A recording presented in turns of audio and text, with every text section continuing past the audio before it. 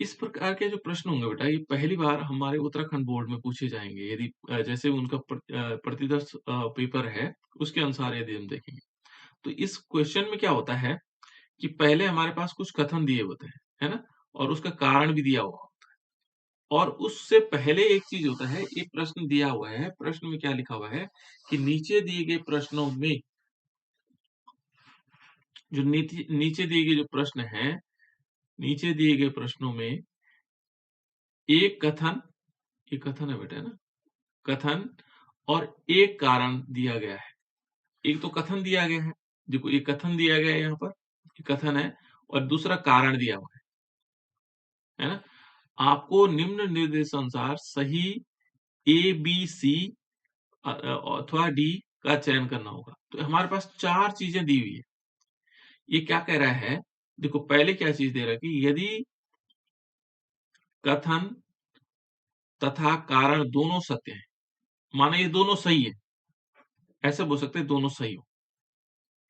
दोनों क्या हो सकता है बेटा? सही हो सकते हैं। यदि हम लॉजिकली देखेंगे तो सही हो सकते हैं, है ना? दोनों सही हो सकते हैं। लेकिन कह रहा है कि तथा कारण जो है, जो ये कारण दिया गया, ये कथन का स्पष्टीकरण नहीं सही है। माने कारण जो है कथन का सही स्पष्टीकरण है। जो ये कारण दिया हुआ है, ये इसका स्पष्टीकरण कर रहा है। हाँ, ऐसा हुआ, तब इसके कारण हुआ ऐसा, है ना? जैसे मैं इस प्रश्न को एक बार पढ़ लेता हूँ। ये कह रहा है कि जिंक, कैडमियम, Hg को संक्रमण तत्व नहीं माना जा सकता है ना? ये कह रहा है कि जिंक, कैडमियम और Hg को संक्रमण तत्व नहीं माना जा सकता है। तो ये तो हमारे पास सत्य है। ये तो हमें पता लग रहा है, ये सही कह रहा है। क्या कह रहा है बेटा? ये सही कह रहा है ना? क्योंकि जिंक को, कैडमियम और Hg को हम क्या नहीं मानते? संक्रमण तत्व नहीं मानते। अब वो कह रहा है, देखो दूसरा क्या है? ये तो सत्य है। दूसरा, ये इसको पढ़ लेते हैं। ये तत्व आवर्त सारणी के डी ब्लॉक में उपस्थित नहीं है। ये तो असत्य हो गया, तो सत्य है ही नहीं। डी ब्लॉक में तो है ही है ना? डी ब्लॉक में नहीं है, इसलिए ये हो जाएगा असत्य, है ना? तो ये स्टेटमेंट सही नहीं है, क्योंकि ये तत्व क्या है? आवर्त सारणी के डी ब्लॉक में उपस्थित नहीं है। ये तो डी ब्लॉक में है वो, लेकिन ये कह रहा है कि नहीं है। डी ब्लॉक में तो है ना? अब इसका कारण क्या है? देखो ये कह रहा है, देखो हम कहेंगे यदि कथन ए और तथा तथा कथन तथा कारण दोनों सत्य हैं, ये वाला ऑप्शन तो आ ही नहीं सकता, एक सत्य है, एक असत्य है। देखो, और दूसरा क्या कह रहा है? तथा कारण जो है, जो कारण दिया गया है, वो कथन का सही स्पष्टीकरण है। ठीक है ना? यहाँ पर देखोगे तो इसका सही स्पष्टीकरण है। तो स्पष्टीकरण तो हो ही नहीं सकता इसका, जब ये असत्य हो गया, है ना?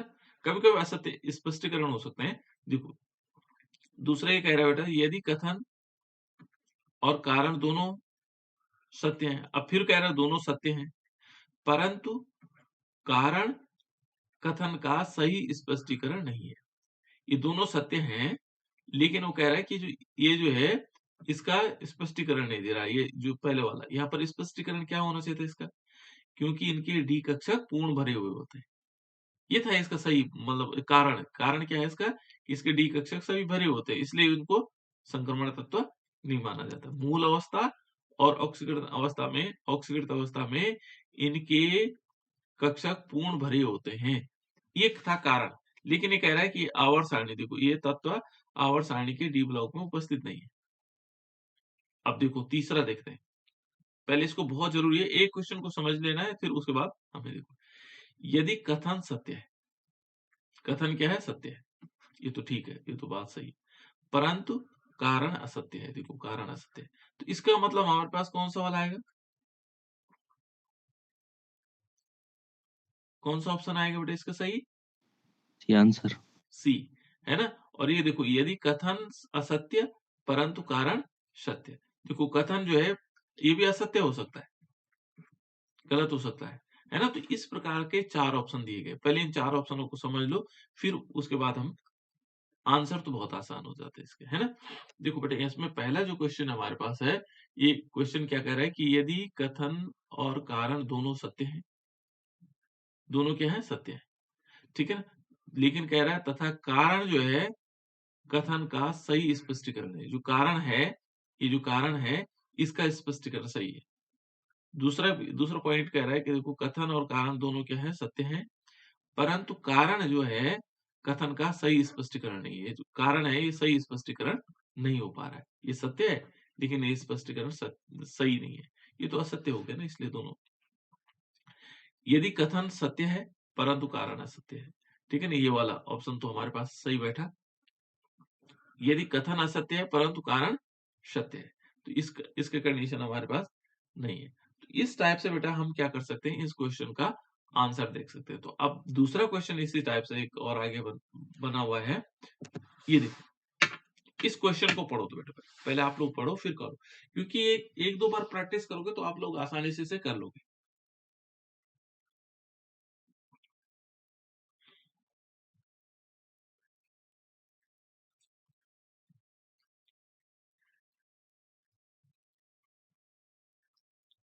नीचे दिए गए प्रश्नों में से एक कथन और एक कारण दिया गया। आपको निम्न निर्देशानुसार सही ए, बी, सी अथवा डी का चयन करना है। आंसर इनमें से देना है। यहां तो केवल पूछा गया है। पहला दिया है, यदि कथन और कारण दोनों सत्य है। कथन और कारण दोनों सत्य। इसके लिए थोड़ा पढ़ना पड़ेगा, ये याद नहीं हो सकते, ये रटने नहीं पड़ेंगे। ये हमें प्रत्येक पॉइंट को समझना होगा, तभी हम इन क्वेश्चनों को कर पाएंगे। कठिन भी है और सरल भी है। यदि आपने पढ़ा हुआ है तो बहुत आसान क्वेश्चन है। तथा देखो, कारण कथन का सही स्पष्टीकरण। दूसरा है, कथन तथा कारण दोनों क्या हैं? सत्य हैं, परंतु कारण कथन का सही स्पष्टीकरण नहीं है। यदि कथन सत्य है परंतु कारण असत्य है। यदि कथन असत्य परंतु कारण असत्य है। ठीक है ना? असत्य और सत्य है बेटा, है ना? तो देखो आप लोगों को क्या लग रहा है? मेरी आवाज तो आ रही है ना सभी को? Yes sir. इस प्रकार से देखो बेटा क्या होना चाहिए।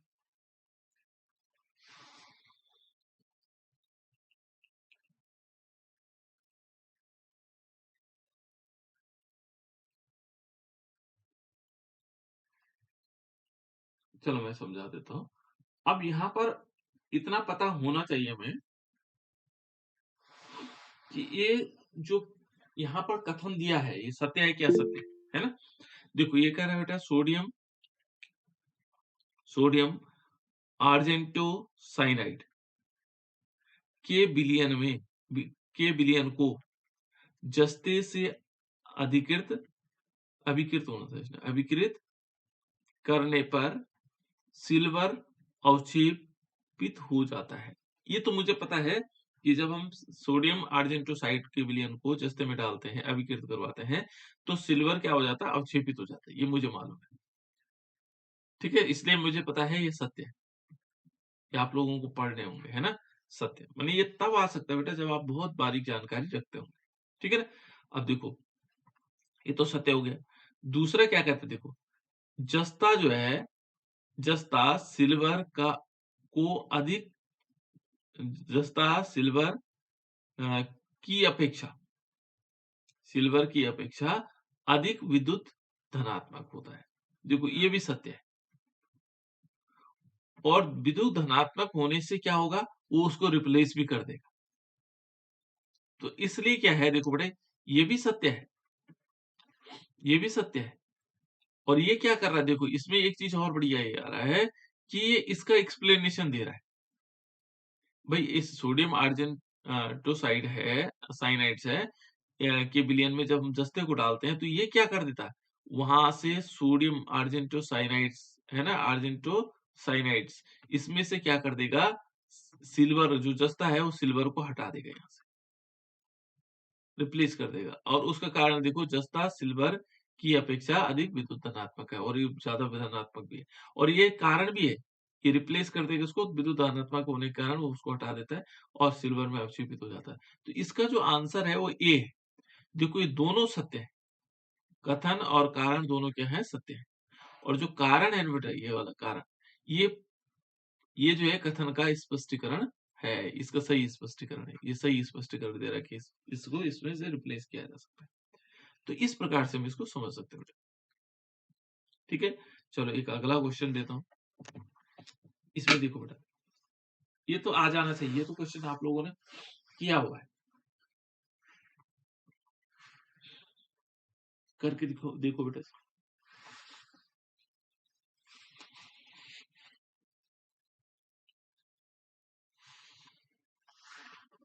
पहला वाला तो आप लोगों ने किया नहीं था, ये किया हुआ है।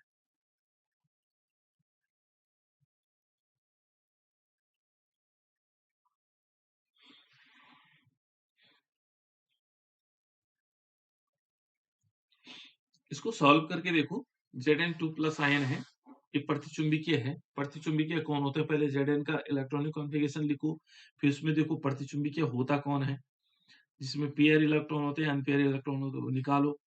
ठीक है ना, जब वो निकाल लेंगे फिर आपको पता लग जाएगा। उसके बाद कह रहा है, दूसरा कह रहा है कि Zn2 प्लस आयन है ना, कि निर्माण में इलेक्ट्रॉन को हानि 4s कक्षक में होती है। 4s कक्षक से जो इलेक्ट्रॉन निकल जाते हैं, है ना, क्या ये सही है? और वो उसका रीजन है कि नहीं है, उसका कारण सही उसी कारण होता है ऐसा प्रतिचुंबकीय, नहीं होता है, ये देना पड़ेगा आपको।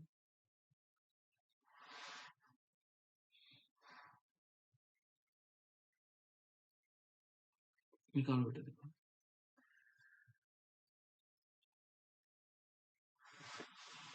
शिक्षा बेटा, आवाज आ रही है मेरी?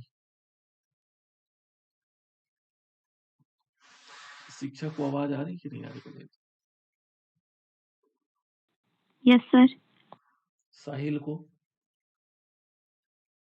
जी सर। वंदना?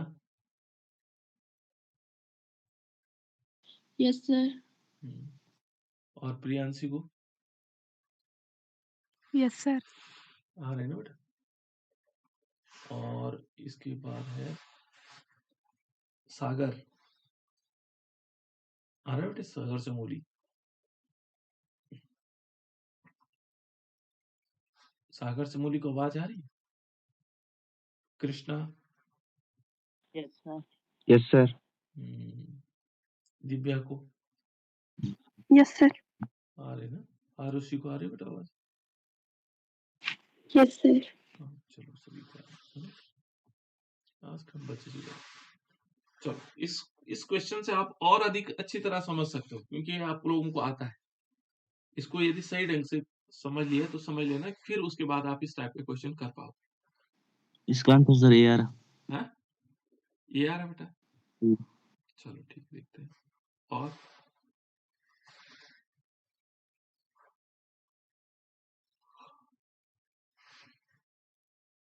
Sir B. बी, चलो।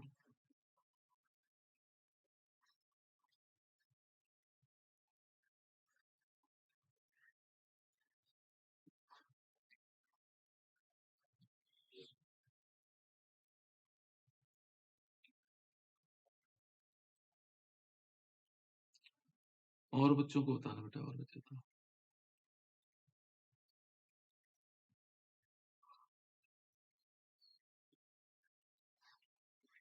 इनको एक तो रटना नहीं है आप लोगों ने, है ना, इनको समझना है कैसे कैसे। ये सारे क्वेश्चन इसी से समझने पर बेस्ड है।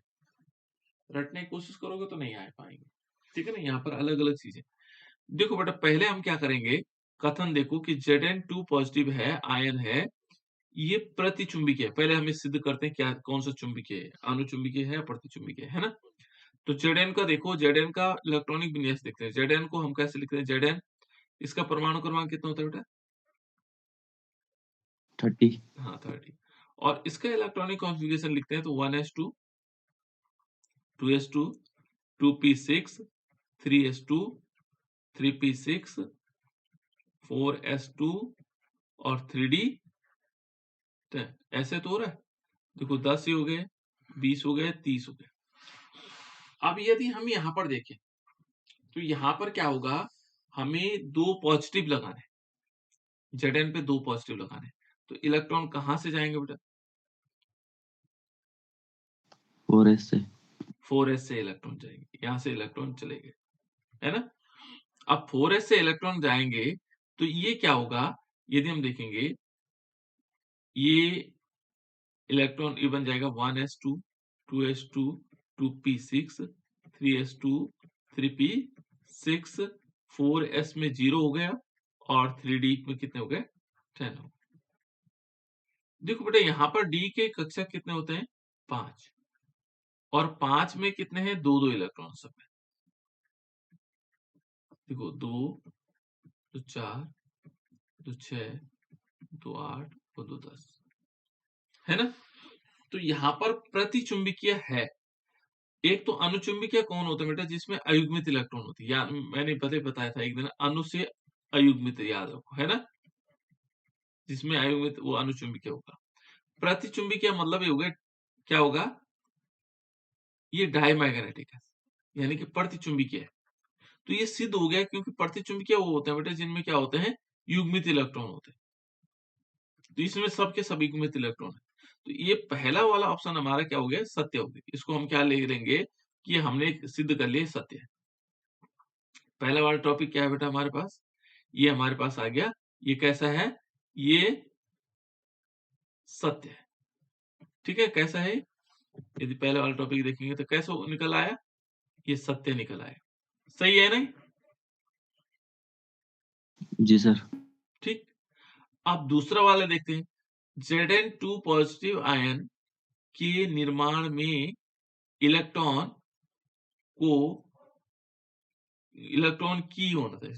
की हानि 4s कक्षक में होती है। देखो ये इलेक्ट्रॉन की हानि कहां से हो रही है, ये 4s 4s से हो से रही इलेक्ट्रॉन जा रहे सर। है। बिल्कुल ये भी सत्य है, दोनों सही हो गई। ये पहला वाला भी सही है क्योंकि अब 4s से इलेक्ट्रॉन जा रहे हैं, तो ये सत्य हो गया। ठीक, इतनी बात क्लियर हो गई बेटा, इतनी बात क्लियर हो गई कि 4s से इलेक्ट्रॉन जा रहे हैं, ठीक है ना। अब ये प्रतिचुंबकीय किसके कारण हुआ, अब इसका कारण जानना।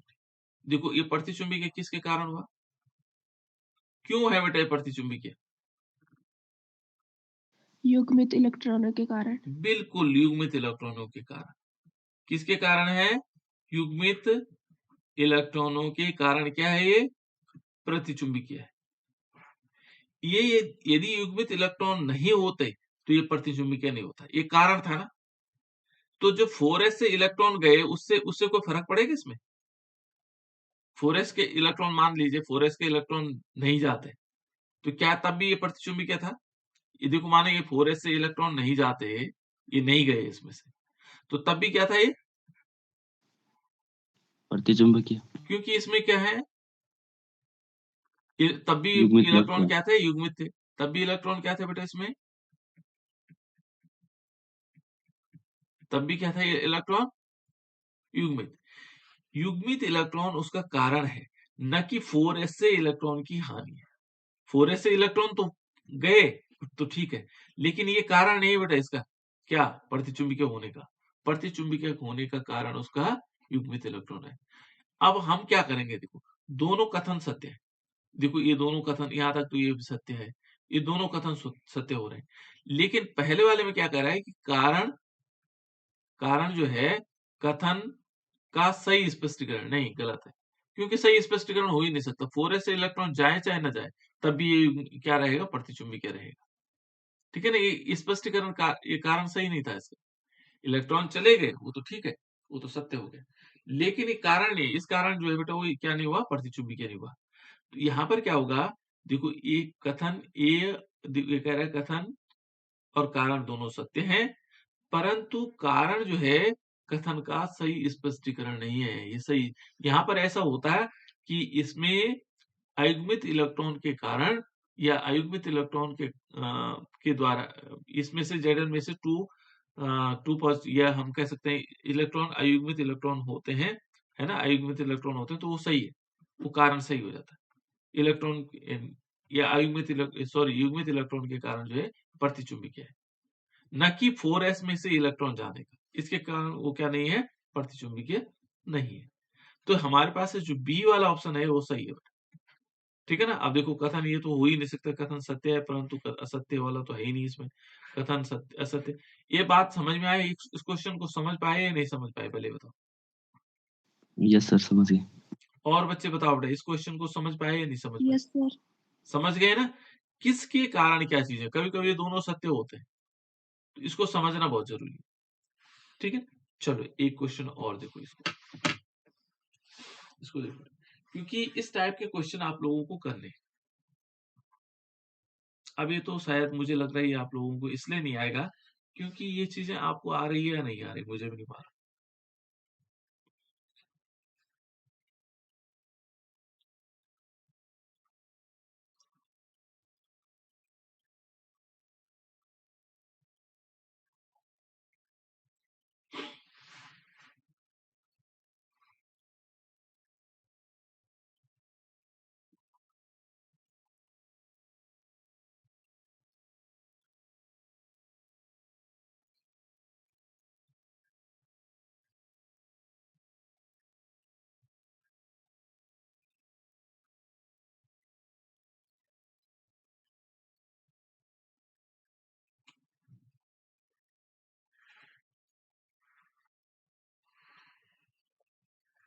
बताओ बेटा।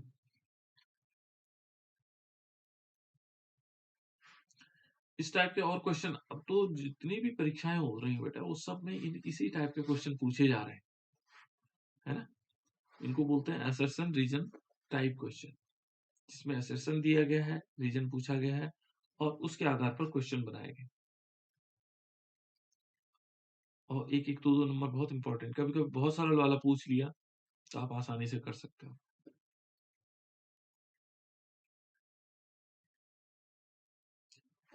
यहाँ पर हमने पूरी किताब देखी।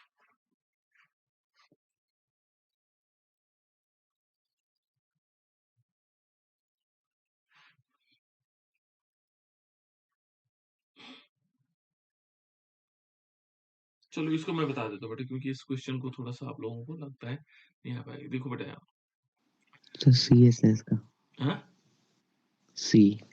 सी आ रहा है ना, चलो कोई बात नहीं। देखो बेटा यहाँ जेड है, ये जर्कोनियम, जर्कोनियम और हफेनियम है ना? ये हो गया, नायोबियम हो गया, टैक्टीसियम हो गया, ये मोलिब्डेनम और टंगस्टन हो गया, है ना? ये पीडी और प्लेटिनम हो गया, है ना? पैलेडियम एंड प्लेटिनम, और एजी और यू हो गया।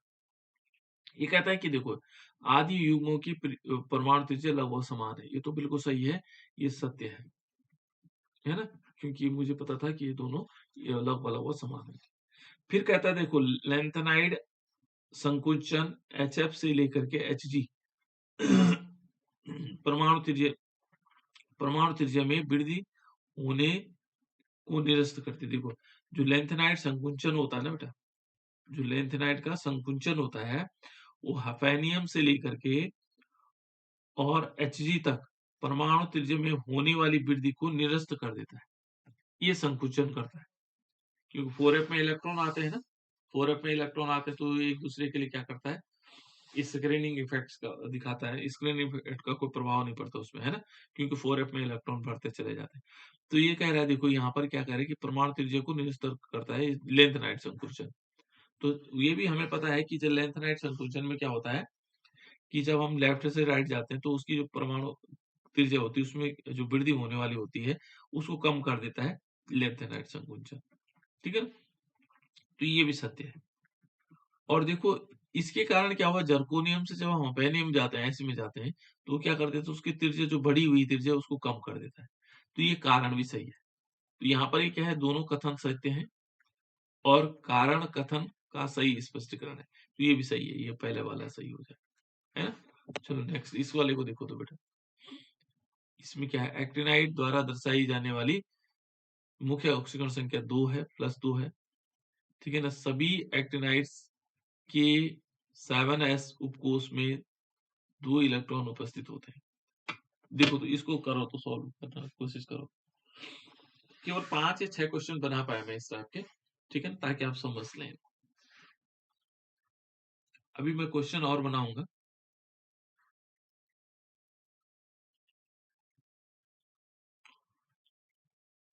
कि कल ही बना पाए मैं इस टाइप के क्वेश्चन। मैंने कहा इस टाइप के क्वेश्चन करवाने जरूरी है।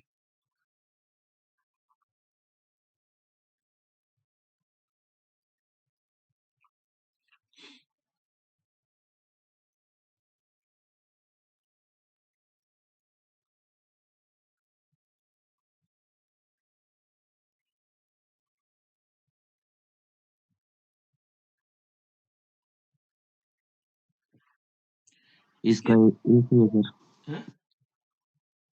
ए। ये होगा। चलो देखते हैं। और बच्चे बताओ। कोई बात नहीं, ये तो अभी जब धीरे धीरे आपको फैक्ट्स पता लगने लगेंगे तो आप ऑटोमेटिक करने लगोगे, है ना।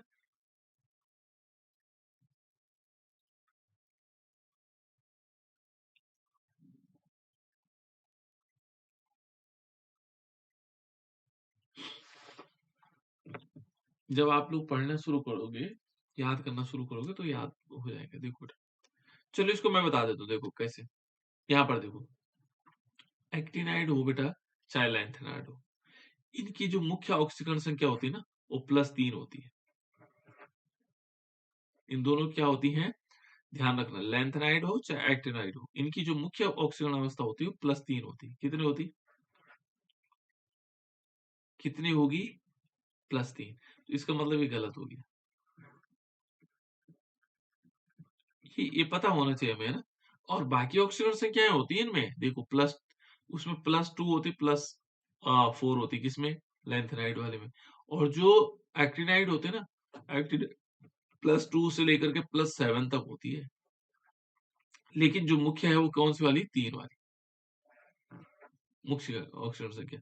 और एक्टिनाइड में इतनी सी, इसमें बहुत वेरिएबिलिटी होती है, इसमें +2 +4 होता है, किसमें, लेंथेनाइड में, एक्टिनाइड। तो ये फैक्ट हमें पता होना चाहिए, तभी हम बता पाएंगे। देखो देखो तब हमें पता कैसे होगा, कथन है कि देखो एक्टिनाइड द्वारा दर्शाई जाने वाली मुख्य ऑक्सीकरण अवस्था +2 होगी, तभी तो बता पाएंगे हम। अब देखो, सभी एक्टिनॉइड्स के 7s उपकोष में इलेक्ट्रॉन उपस्थित होते हैं। तो ये जरूरी नहीं बेटा, यहाँ 7s में उपस्थित होना, 7s तक तो पहुंच भी नहीं पाते होंगे कुछ, ठीक है ना। जैसे यदि हम एक्टिनॉइड्स को देखेंगे तो शुरुआत कौन सा है, तो इसलिए ये क्या है, ये भी असत्य है, दोनों क्या है, असत्य, ठीक है ना। लेकिन देखो, ये कह रहा है परंतु कारण क्या है, सत्य है। देखो ये कारण सही है कि उसमें जो हमारे पास एक्टिनाइड्स होंगे, एक्टिनाइड्स में जो है s ऑर्बिटल में उपस्थित होते हैं इलेक्ट्रॉन, है ना। तो ये कारण तो सत्य है इसका, लेकिन ये दोनों क्या है, असत्य है। एक्टिनाइड में 7s में होते हैं, तो ये क्या है, कारण तो सही है, लेकिन ये कह रहा है 2 इलेक्ट्रॉन, 7s में तो 2 इलेक्ट्रॉन है ना, होते ही हैं, 7s में 2 इलेक्ट्रॉन उपस्थित होते हैं सभी एक्टिनाइड्स में, है ना। लेकिन एक कारण तो सत्य है कि एक्टिनाइड्स को दिखाने के लिए +2, देखो +2 कब दिखाएगा, जब 7s में 2 इलेक्ट्रॉन होगा। तो ये कारण सही दे रहा है इसका। यदि +2 ऑक्सीकरण अवस्था दिखानी होगी तो यहाँ पर 7s में 2 इलेक्ट्रॉन होने चाहिए। ये कारण तो सही है, लेकिन स्टेटमेंट दोनों ही गलत है, ठीक है ना। तभी जब 2 इलेक्ट्रॉन त्यागेगा 7s से, तभी तो 2 पॉजिटिव चार्ज आएंगे उसमें। ये इस प्रकार का क्वेश्चन है बेटा, थोड़ा सा टेक्निकल है, लेकिन यदि थोड़े समझ में आ गया ना तो तब बहुत आसान हो जाता है। चलो एक क्वेश्चन ये इसके लिए हमें क्या होता है, पूरा टॉपिक पढ़ना पड़ता है ढंग से।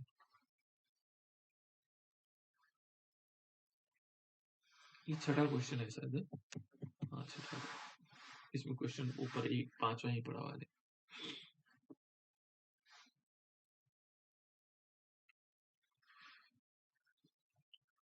क्योंकि आएंगे ज्यादा नंबर का नहीं, 2 नंबर का आना है इस टाइप के क्वेश्चन पर, ये कठिन क्वेश्चन वाले उनमें से होंगे, तो हम चाहते हैं कि हम प्रत्येक क्वेश्चन को अटेम्प्ट करें।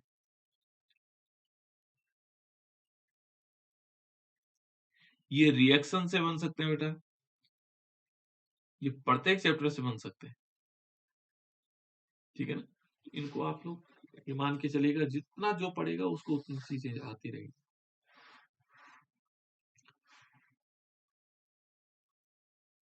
देखो तो इसका कोशिश करो इसको,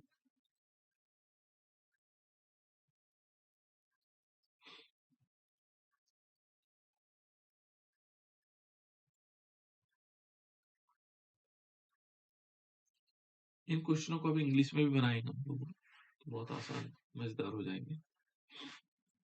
इसका सही है सर ये। ये सही आ रहा है। फैक्ट पता है तुम्हें?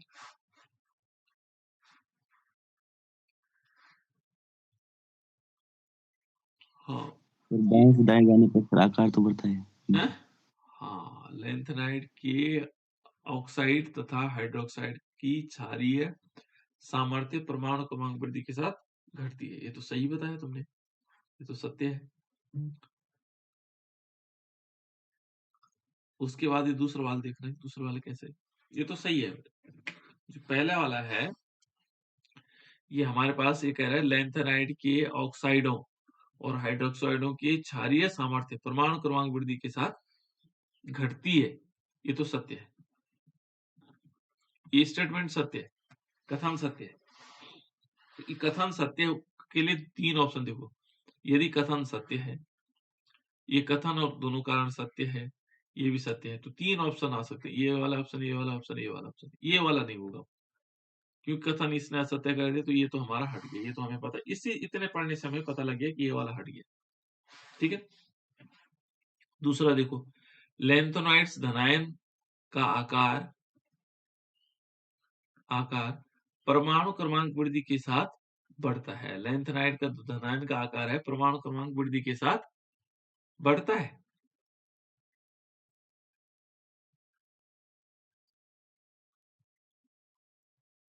लैंथेनाइड पे कितने होते हैं बेटा? 3 पॉजिटिव चार्ज वाले। मैंने कल भी बताया था, कल ही तो बताया था।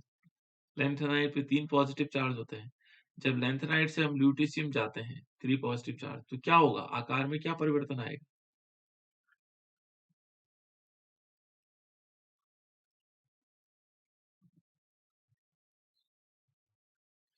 ये चीजें तो मैंने बताई थी। परमाणु त्रिज्या हो चाहे आकार हो, कल बताया था मैंने कि जो लैंथेनाइड्स होते हैं बेटा, लैंथेनाइड्स होते हैं, लैंथेनाइड के परमाणु हो या आयन हो, जब हम क्या करते हैं, बाएं से दाएं जाते हैं, परमाणु क्रमांक वृद्धि के साथ जाते हैं, आकार है ना? छोटा होगा सर। है, आकार छोटा होता है। बिल्कुल छोटा होता है। तो यहाँ वृद्धि लिखी हुई है ना। जब हम लैंथेनाइड से ल्यूटेशियम की तरफ जाते हैं, परमाणु, उसका परमाणु हो या आयन हो, है ना, तो लैंथेनाइड संकुंचन के कारण क्या हो जाता है? उसका आकार छोटा होता जाता है। ठीक है ना, उसकी वृद्धि को क्या हटा देता है। तो ये असत्य हो गया। तो असत्य होने से क्या हुआ? जैसे ये असत्य हो गया, तो देखो, कथन सत्य, परंतु कारण क्या हो गया? असत्य हो गया। तो बाकी को देखने की जरूरत ही नहीं है।